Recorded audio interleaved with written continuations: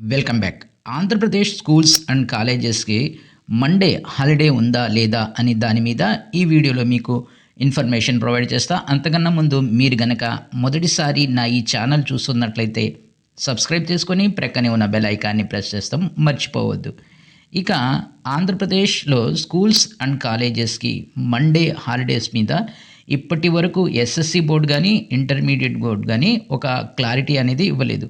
ముఖ్యంగా ఆంధ్రప్రదేశ్ పాఠశాల విద్యాశాఖ ఎస్ఎస్సి బోర్డు ఈ మండే హాలిడే గురించి క్లారిటీ ఇవ్వకపోవడానికి కారణం ఏంటంటే, ఈ సంక్రాంతి హాలిడేస్ తర్వాత అంటే 19th నుంచి స్కూల్స్ అనేవి రీఓపెన్ అవ్వవలసి ఉంది. కానీ 19th అలాగే 20th ఈ 2 రోజులు కూడా హాలిడే ఇవ్వడం, అలాగే 21st అంటే ఈరోజు సండే రావడం, ఈ విధంగా 3 రోజులు ఎక్స్ట్రా హాలిడేస్ అనేవి విద్యార్థులకి రావడంతో ఇక ముఖ్యంగా 10th క్లాస్ విద్యార్థులు మార్చి 18 నుంచి పబ్లిక్ ఎగ్జామ్ రాయవలసి ఉంది. చాలా గవర్నమెంట్ స్కూల్స్‌లో సిలబస్ ఇంకా కంప్లీట్ కాలేదు.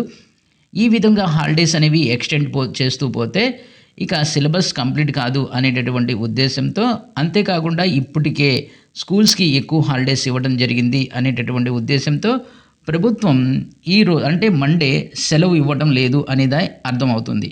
ఇక కాలేజెస్ విషయంలో కాలేజెస్‌కి కూడా హాలిడేస్ కూడా ఎక్కువ ఇవ్వడం జరిగింది. అండ్ అలాంగ్ దిస్ ప్రస్తుతం కాలేజెస్‌లో ప్రీ ఫైనల్ ఎగ్జామ్స్ అనేవి నడుస్తున్నాయి. ఇంటర్మీడియట్ కాలేజెస్ చూసినట్లయితే ప్రీ ఫైనల్ ఎగ్జామ్స్ అనేవి జరుగుతున్నాయి. సో ఇది చాలా క్రూషియల్ టైం కాబట్టి, అండ్ ఈ ప్రీ ఫైనల్ ఎగ్జామ్స్ తర్వాత ఇమీడియట్లీగా ఫైనల్ ఎగ్జామ్స్ స్టార్ట్ అవుతాయి కాబట్టి, ఈ టైంలో హాలిడే ఇవ్వడం వల్ల విద్యార్థుల చదువు అనేది నష్టం జరుగుతుంది అనేటటువంటి ఉద్దేశంతో ఇటు ఇంటర్మీడియట్ బోర్డ్ కానీ, ఇటు ఎస్ఎస్సి బోర్డు కానీ సోమవారంకు సంబంధించి మండేకి సంబంధించి హాలిడేని డిక్లేర్ చేయలేదు.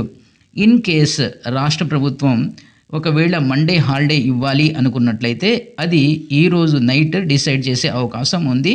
కానీ ఇప్పటి వరకు ప్రభుత్వం స్కూల్స్ అండ్ కాలేజెస్‌కి హాలిడే డిక్లేర్ చేయలేదు.